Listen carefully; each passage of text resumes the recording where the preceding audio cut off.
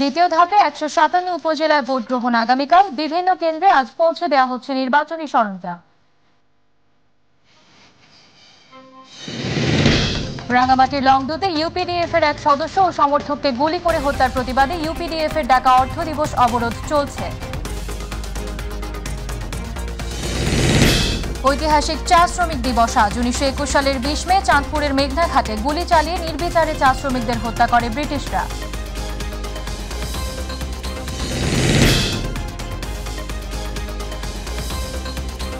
আসসালামু আলাইকুম, আমন্ত্রণ মাই টিভি জেলা সংবাদে। আপনাদের সাথে আছি আমি আমাতুল আজিজ উর্মি।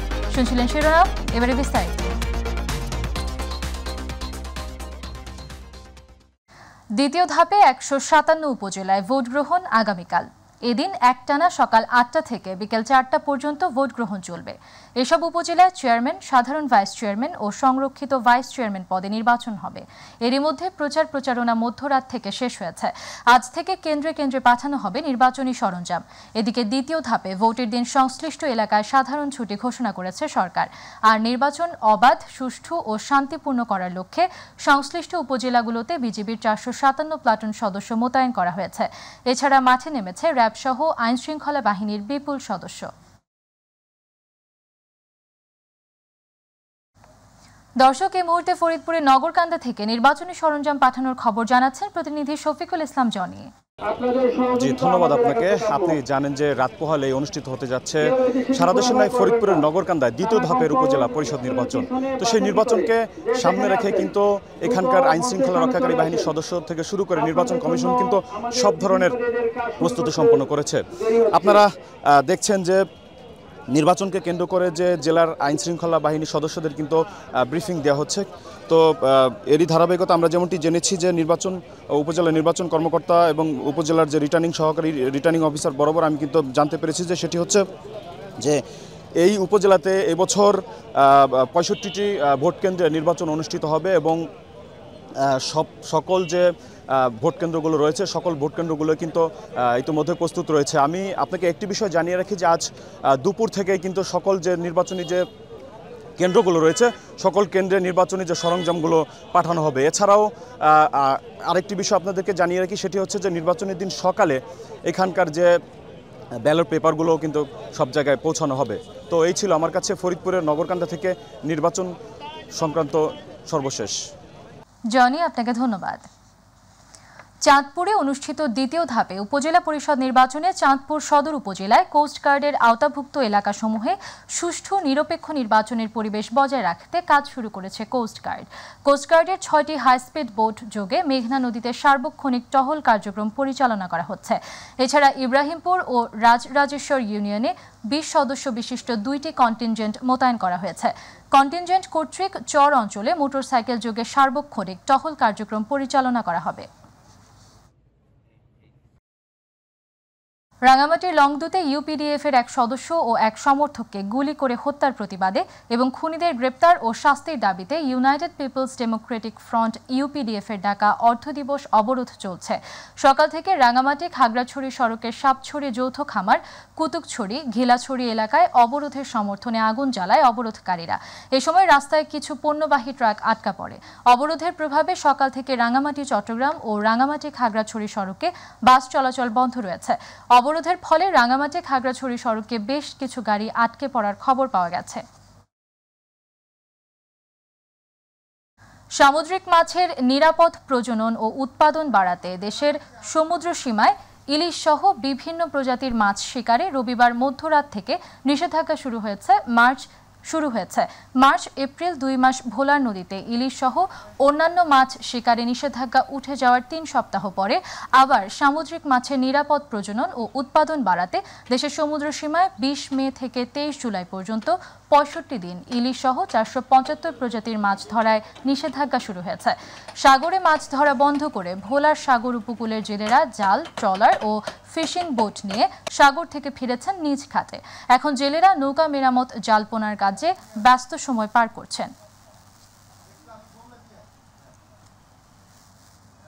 স্বাধীনতা পুরস্কার 2024-এ ভূষিত কুড়িগ্রামের কৃতি সন্তান অ্যাডভোকেট SM আব্রাহাম লিঙ্কনকে নাগরিক সংবর্ধনা দেওয়া হয়েছে। জেলা শহরের শেখ রাসেল অডিটোরিয়ামে অনুষ্ঠিত গণসংবর্ধনা অনুষ্ঠানে প্রধান অতিথি ছিলেন সমাজ কল্যাণ মন্ত্রী ডাক্তার দীপু মনি। এ সময় তিনি জানান, প্রান্তিক পর্যায়ে সমাজের পিছিয়ে পড়া জনগোষ্ঠীর পাশে দাঁড়াতে বিভিন্ন ভাতার ব্যবস্থা করেছে সরকার। বর্তমানে সবকিছু অনলাইন হওয়ায় ভাতা প্রাপ্তিতে কোনো দুর্নীতির সুযোগ নেই। তবে সুবিধাভোগী বাছাইয়ে কোনো অনিয়মের তথ্য পেলে কঠোর ব্যবস্থা নেওয়া হবে। অপেক্ষা করি, কিন্তু আমার যতটুকু আমাদের কথাবার্তা হয়েছে, ভাতার পরিমাণটা এই মুহূর্তে বাড়ানো যাবে না। আর ভাতার পরিমাণটা আসলে কোনো ভাতাভোগীর জন্যই এটাই তার একমাত্র অবলম্বন তা কিন্তু নয়। এটা ভাতাটা দেয়া অনেকগুলো কারণ। একটা হচ্ছে যে তিনি যেন নিজেকে অসহায় মনে না করেন, রাষ্ট্র তার পাশে আছে। প্রায় 2 কোটি টাকা বকেয়া থাকায় রেলওয়ে পূর্বাঞ্চল অফিসের বিদ্যুতের লাইন কেটে দেয় চট্টগ্রামের বিদ্যুৎ বিতরণ বিভাগ দক্ষিণাঞ্চল। এতে প্রায় 7 ঘন্টা বিদ্যুৎহীন ছিল এই অফিসটি। বিদ্যুৎ না থাকায় বিপাকে পড়তে হয়েছে কর্মকর্তা কর্মচারীদের। গতকাল সকাল 9:30টায় রেলের পূর্বাঞ্চলের CRB ও পাহাড়তলী অফিসে লাইন কেটে দেন বিদ্যুৎ অফিসের লোকজন। এরপর থেকে প্রায় 7 ঘন্টা বিদ্যুৎহীন ছিল গুরুত্বপূর্ণ এই অফিস। বিল পরিশোধের নিশ্চয়তা পাওয়ার পর বিকেল 4:30টার দিকে বিদ্যুতের পুনঃসংযোগ দেওয়া হয়। এভারেস্ট চূড়ায় বাংলাদেশের লাল সবুজের পতাকা উড়িয়েছেন বাবর আলী। সেই খুশিতে আনন্দের বন্যা বয়ে যাচ্ছে চট্টগ্রাম হাটহাজারীর বুড়িশচরে বাবরের নিজ বাড়িতে। ছেলের ছবি নিয়ে বসে আছেন গর্বিত মা লুৎফুন নাহার ও বাবা লিয়াকত আলী। একের পর এক অভিনন্দন জানাতে আসছে স্বজন, শুভাকাঙ্ক্ষীরা, আসছেন গণমাধ্যম কর্মীরাও।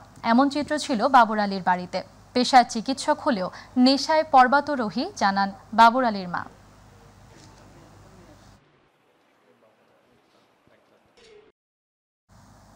রক্তে ভেজা ঐতিহাসিক চা শ্রমিক দিবস আজ। 1921 সালের 20 মে ব্রিটিশদের অত্যাচার থেকে মুক্ত হতে সিলেট অঞ্চলের প্রায় 30,000 চা শ্রমিক নিজেদের জন্মস্থানে ফিরে যাওয়ার চেষ্টা চালায়। এ সময় চাঁদপুরের মেঘনাঘাটে গুলি চালিয়ে নির্বিচারে হত্যা করা হয় চা শ্রমিকদের। এরপর থেকে চা শ্রমিকেরা চা শ্রমিক দিবস হিসেবে পালন করে আসছেন এই দিবসটি।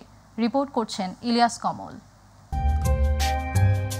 পঞ্চদশ ও ষোড়শ শতাব্দীতে চীন ছাড়া পৃথিবীর অন্য কোথাও চায়ের প্রচলন ছিল না। 1854 সালে পরীক্ষামূলকভাবে সিলেটের মালিনীছড়া চা বাগানে চা চাষ শুরু করে ইস্ট ইন্ডিয়া কোম্পানি। সে সময় চা বাগান তৈরির জন্য ভারতের আসাম, উড়িষ্যা, বিহার ও উত্তরপ্রদেশ সহ বিভিন্ন এলাকা থেকে শ্রমিকদের এই ভূখণ্ডে জায়গা স্থানান্তর করা হয়।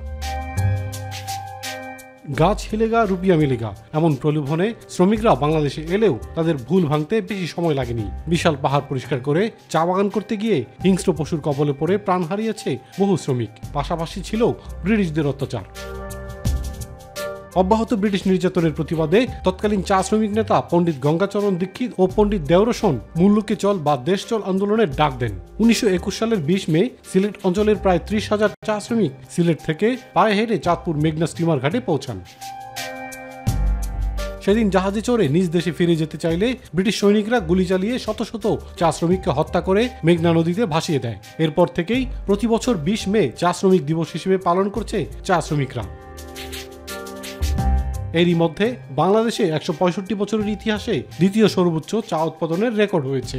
চা শিল্পের উন্নতি হলেও বদলাচ্ছে না চা শ্রমিকদের জীবন।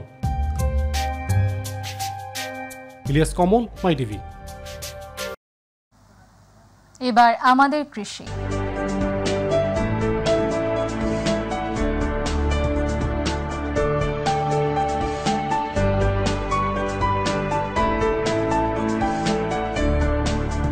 দু 2023-24 অর্থ বছরে কৃষি উন্নয়ন প্রকল্পের আওতায় মাদারীপুরের কালকিনি উপজেলার বিভিন্ন ইউনিয়নের কৃষকদের মাঝে 15টি সেচ যন্ত্র বিতরণ করা হয়েছে।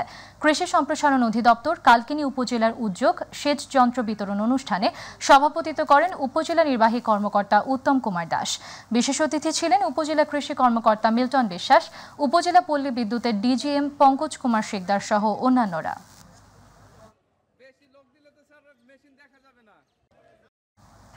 ঝিনাইদহের মহেশপুরের ফতেপুর ইউনিয়নের যুগীহুদা গ্রামের কৃষক আব্দুর রশিদ প্রায় 2 একর জমিতে চাষ করেছেন 22 জাতের হাইব্রিড আঙুর। এলাকায় প্রতিদিন শত শত নারী পুরুষ ভিড় করছেন মিষ্টি ও রঙিন এসব আঙুর দেখতে আর কিনতে।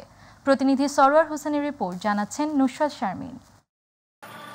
চুয়াডাঙ্গা জেলার জীবননগর উপজেলার হাসাদাহ গ্রামের কৃষক রবিউল ইসলাম এবং আব্দুর রহিম, যারা এবার প্রায় 2 একর জমিতে লাল জাতের বিভিন্ন ধরনের মিষ্টি আঙুরের চাষ করেছেন।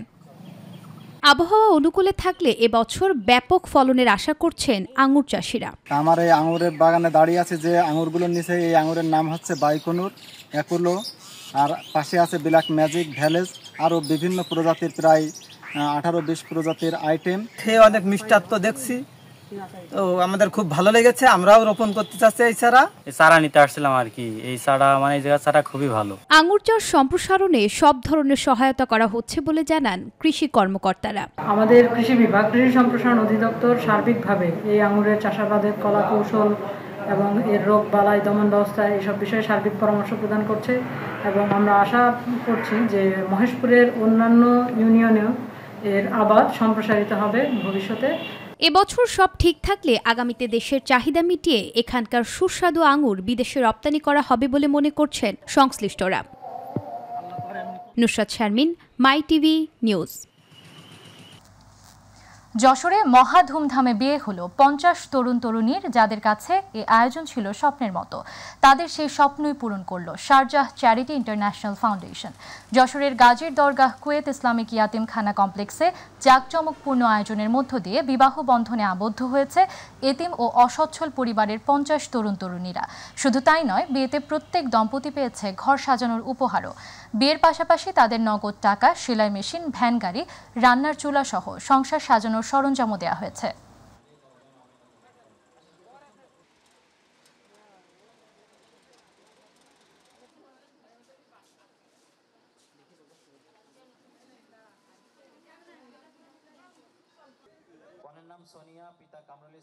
অবশ্যই অনেক ভালো লাগছে। এত সুন্দরভাবে এই পরিবেশে যে করেছে, আসলে এটা অভাবনীয়। আমি ভাবিনি কখনো যে এত সুন্দর পরিবেশে আমার বিয়েটা হবে। ভয়ঙ্কর একটা বিষয়, যৌতুক ছাড়া কোনো মেয়ের বিয়ে হয় না, তো সেই হিসেবে আমরা অনেক ভালো। যৌতুকবিহীন আমাদের বিয়ে হচ্ছে, এই হিসেবে আমরা অনেক খুশি। যৌতুকের বলি কোনো নারীকে সহিংসতার শিকার না হতে হয়, সেজন্য আমরা এই উদ্যোগ নিয়ে থাকি। দিনাজপুরের পার্বতীপুরে ধর্ষণ ও পর্নোগ্রাফি মামলার প্রধান আসামি নাজিবুল ইসলাম নাজিমকে গ্রেফতার করেছে র্যাব। গোপন সংবাদের ভিত্তিতে রংপুর মহানগরীর পলিটেকনিক ইনস্টিটিউটের সামনে অভিযান চালিয়ে তাকে গ্রেফতার করা হয়। র্যাব জানায়, গত বছর এক নারীকে জোরপূর্বক ধর্ষণের পর তা মোবাইলে ভিডিও ধারণ করে নাজিম।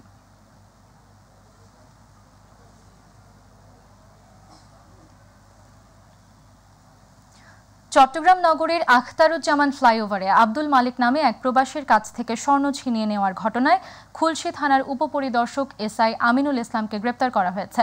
গতকাল আখতারুজ্জামান ফ্লাইওভারে খুলশী থানার অংশে এই ঘটনা ঘটে। চট্টগ্রাম মেট্রোপলিটন উত্তরের পুলিশের উপকমিশনার মুখলেসুর রহমান জানান, এক প্রবাসীর কাছ থেকে স্বর্ণ ছিনিয়ে নেওয়ার ঘটনায় খুলশী থানার এসআই আমিনুল ইসলামকে গ্রেপ্তার করা হয়েছে। মুন্সিগঞ্জের গজারিয়া উপজেলা পরিষদ নির্বাচনে পেশাগত দায়িত্ব পালনের সময় সাংবাদিক গোলজার হোসেনের উপর হামলার মামলায় Hosendi UP chairman Monirul Haque মিঠুকে police হেফাজতে রেখে জেল গেটে এনে জিজ্ঞাসাবাদের নির্দেশ দিয়েছে আদালত। গজারিয়া আমলি আদালতের বিচারক senior judicial magistrate Shahidul Islam এ আদেশ দেন। এর আগে সাংবাদিক মামলায় গ্রেপ্তার দেখিয়ে 5 দিনের রিমান্ড চেয়ে প্রধান আসামি মনিরুল হক মিঠুকে আদালতে তোলে পুলিশ। পরে আসামি ও বাদীর উপস্থিতিতে শুনানি হয়। পাবনার ঈশ্বরদী শহরের একাধিক স্থানে অভিযান চালিয়ে 295 বোতল ফেন্সিডিল সহ 2 জনকে আটক করেছে পুলিশ। অতিরিক্ত police super Ishwardi circle Biplab Kumar গোস্বামীর নেতৃত্বে রবিবার ঈশ্বরদী শহরের ফকিরের বটতলা ও স্কুলপাড়া এবং পিয়ারাখালী জামতলা এলাকায় এ অভিযান পরিচালনা করা হয়। এ সময় মাদক বিক্রির নগদ 1,30,520 টাকা জব্দ করা হয়। রোববার ঈশ্বরদী থানায় আয়োজিত এক সংবাদ সম্মেলনে এ তথ্য জানান থানার তদন্ত কর্মকর্তা মনিরুল ইসলাম। নোয়াখালীর দ্বীপাঞ্চল উপজেলা হাতিয়া থেকে 30 কেজি হরিণের মাংস জব্দ করা হয়েছে। এ সময় একটি চামড়া, একটি মাথা ও 4টি পা উদ্ধার করা হয়। রবিবার উপজেলার মেঘনা নদী সংলগ্ন ঢালচর গ্রামে অভিযান চালিয়ে কোস্টগার্ড এ মাংস জব্দ করে। তবে এ সময় কাউকে আটক করতে পারেনি কোস্টগার্ড। কোস্টগার্ড দক্ষিণ জোনের মিডিয়া কর্মকর্তা লেফটেন্যান্ট BN-HM হারুনুর রশিদ বলেন, জব্দকৃত মাংস হাতিয়া বন বিভাগের কাছে হস্তান্তর করা হয়। সদর উপজেলা খাদ্য বিভাগের মাধ্যমে ব্রাহ্মণবাড়িয়ার সরকারি খাদ্য গুদামে অভ্যন্তরীণ বাজার থেকে বোরো ধান ও চাল সংগ্রহ অভিযান শুরু হয়েছে। রবিবার সদর উপজেলা খাদ্য সংরক্ষণ ও চলাচল কর্মকর্তা আব্দুল্লাহ বিন শাফি জানান, এ মৌসুমে গুদামে ১৩৩০ মেট্রিক টন ধান প্রতি কেজি ৩২ টাকা এবং ১৩০২ মেট্রিক টন সিদ্ধ চাল প্রতি কেজি ৪৫ টাকা ও আতপ চাল ৪৪ টাকা কেজি দরে সংগ্রহ করা হচ্ছে। সংগ্রহ কার্যক্রম চলবে ৩১ আগস্ট পর্যন্ত। চাঁদপুরে ফরিদগঞ্জে নো হেলমেট নো ফুয়েল কার্যক্রম চালু হয়েছে। উপজেলা সদরস্থ বাসস্ট্যান্ড এলাকায় রবিবার এই বিশেষ অভিযান পরিচালনা করেন থানার ভারপ্রাপ্ত কর্মকর্তা সাইদুল ইসলাম। এই সময় বাসস্ট্যান্ডে হেলমেটবিহীন মোটরসাইকেলের চালকদের সতর্ক করা হয়। এছাড়া পেট্রোল পাম্পগুলোতে সচেতনতামূলক লিফলেট ও স্টিকার সাটানো হয়। পাম্প কর্তৃপক্ষকে হেলমেট ছাড়া চালকদের জ্বালানি না দিতে কঠোর নির্দেশনা দেওয়া হয়। নওগাঁয় জেলা সমন্বয় কমিটির মাসিক সভা অনুষ্ঠিত হয়েছে। নওগাঁ জেলা প্রশাসকের সম্মেলন কক্ষে জেলা প্রশাসনের আয়োজনে এই সমন্বয় সভা অনুষ্ঠিত হয়। জেলা প্রশাসক গোলাম মাওলার সভাপতিত্বে বক্তব্য রাখেন জেলা civil surgeon doctor Nazrul Islam, কৃষি সম্প্রসারণ অধিদপ্তরের উপপরিচালক আবুল কালাম আজাদ, জেলা আওয়ামী লীগের সিনিয়র সহসভাপতি আব্দুল খালেক, জেলা প্রেস ক্লাবের সভাপতি আবু বকর সিদ্দিক।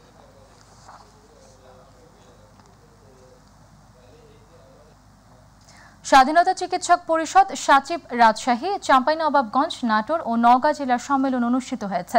রোববার জাতীয় পতাকা ও সংগঠনের পতাকা ও বেলুন ফেস্টুন উড়িয়ে সম্মেলনের আনুষ্ঠানিক উদ্বোধন করেন সাচিবের প্রতিষ্ঠাতা মহাসচিব বীর মুক্তিযোদ্ধা ডাক্তার মোস্তফা জালাল মহিউদ্দিন এবং বাংলাদেশ আওয়ামী লীগের প্রেসিডিয়াম সদস্য ও রাজশাহী সিটি কর্পোরেশনের মেয়র AHM খায়রুজ্জামান লিটন।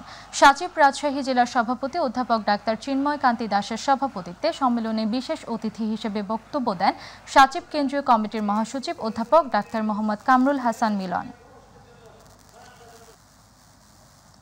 ষষ্ঠ উপজেলা পরিষদ নির্বাচন উপলক্ষে বরিশালের গৌর নদীতে ভোট গ্রহণ কর্মকর্তাদের প্রশিক্ষণ কর্মশালা অনুষ্ঠিত হয়েছে। নির্বাচনী প্রশিক্ষণ ইনস্টিটিউট ঢাকার আয়োজনে রোববার উপজেলা নির্বাহী কর্মকর্তা আবু আবদুল্লাহ খানের সভাপতিত্বে বক্তব্য রাখেন স্থানীয় সরকার বিভাগের উপপরিচালক গৌতম বারৈ, জেলা পুলিশ সুপার ওয়াহিদুল ইসলাম, সিনিয়র জেলা নির্বাচন অফিসার ওহিদুজ্জামান ও সাইদুর রহমান, অতিরিক্ত পুলিশ সুপার শারমিন সুলতানা রাখি সহ অন্যান্যরা। কুমিল্লার দেবিদ্বার উপজেলা প্রেস ক্লাবের দ্বিবার্ষিক সম্মেলন অনুষ্ঠিত হয়েছে। সম্মেলনে সাংবাদিক ABM আতিকুর রহমান বাশারকে সভাপতি ও আক্তার হোসেনকে সাধারণ সম্পাদক এবং শফিউল আলম রাজীবকে সাংগঠনিক সম্পাদক করে 23 সদস্য বিশিষ্ট কমিটি ঘোষণা করা হয়। কমিটি ঘোষণা করেন অনুষ্ঠানের প্রধান অতিথি উপজেলার 4 নং সুবিল ইউপি চেয়ারম্যান গোলাম সারোয়ার মুকুল ভুইয়া।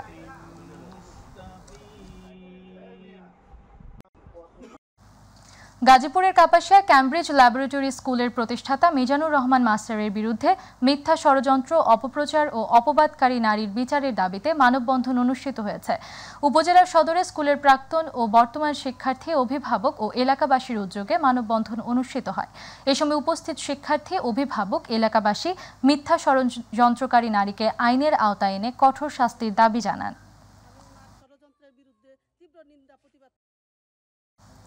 জামালপুরের ইসলামপুর উপজেলার Sheikh Hasina institute of health টেকনোলজির শিক্ষার্থীদের কুরুচিপূর্ণ মন্তব্য সহ নানাভাবে হয়রানি করায় প্রভাষক শাহ মোহাম্মদ মোখলেসুর রহমানের অপসারণের দাবিতে ক্যাম্পাসে অবস্থান নিয়ে বিক্ষোভ করেছে শিক্ষার্থীরা। রবিবার সকাল থেকে ক্যাম্পাসে এই কর্মসূচি পালিত হয়। পরে প্রশাসনিক ভবনে তালা ঝুলিয়ে অবস্থান কর্মসূচি পালন শুরু করেন শিক্ষার্থীরা।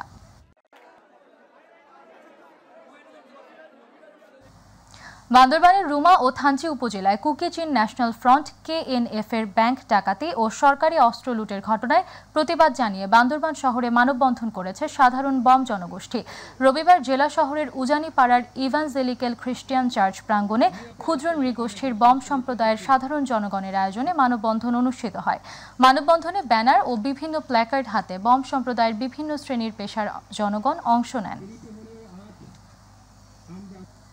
কুষ্টিয়ায় দাবা লীগ 2023-24 উদ্বোধন করা হয়েছে। রবিবার শেখ কামাল স্টেডিয়ামের ক্যাফে সুইমে জেলা ক্রীড়া সংস্থা আয়োজিত দাবা লীগের উদ্বোধন করেন জেলা প্রশাসক এহতেশাম রেজা। এ সময় জেলা ক্রীড়া সংস্থার সাধারণ সম্পাদক অনুপ কুমার নন্দী ও মহিলা ক্রীড়া সংস্থার সাধারণ সম্পাদক আফরোজা আক্তার ডিউ সহ অন্যান্য কর্মকর্তারা উপস্থিত ছিলেন। ঢাকার ধামরাই উপজেলা নির্বাচনে শেষ মুহূর্তে প্রচারণা চালিয়েছেন উপজেলা চেয়ারম্যান প্রার্থী আব্দুল লতিফ। গতকাল আনারস মার্কার সমর্থনে পথসভা ও মিছিল বের করে সোমভাগ ইউনিয়নবাসী। পথসভা ও মিছিলে অসংখ্য মানুষ অংশ নেয়। সোমভাগ ইউনিয়নের প্রধান সড়ক প্রদক্ষিণ করে কালামপুর বাজারে গিয়ে মিছিলটি শেষ হয়।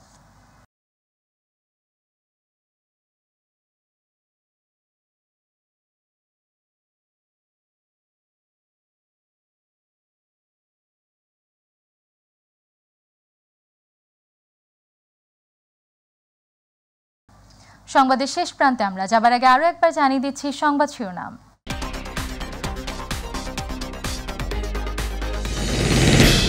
দ্বিতীয় ধাপে 157 উপজেলায় ভোট গ্রহণ আগামীকাল। বিভিন্ন কেন্দ্রে আজ পৌঁছে দেওয়া হচ্ছে নির্বাচনী সরঞ্জাম।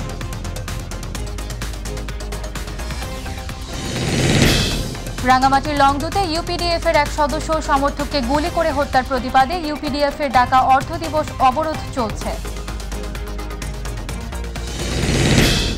ঐতিহাসিক চা শ্রমিক দিবস আজ। 1921 সালের 20 মে চাঁদপুরের মেঘনাঘাটে গুলি চালিয়ে নির্বিচারে চা শ্রমিকদের হত্যা করে ব্রিটিশরা।